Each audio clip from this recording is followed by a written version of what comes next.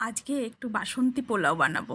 আর আগের দিনের মটন কষা আছে, ও জমে যাবে। একদম সহজ পদ্ধতিতে করব। তা চলুন কিভাবে করছি। কাজু কিশমিশটা আমি ভেজে তুলে রাখলাম। আর আতপ চালটা আমি ভালো করে ধুয়ে একটু আদা বাটা, কাঁচা লঙ্কা বাটা, লবণ, চিনি, গরম মশলার গুঁড়ো, জিরের গুঁড়ো, ধনের গুঁড়ো সব একসঙ্গে ম্যারিনেশন করে রেখেছিলাম।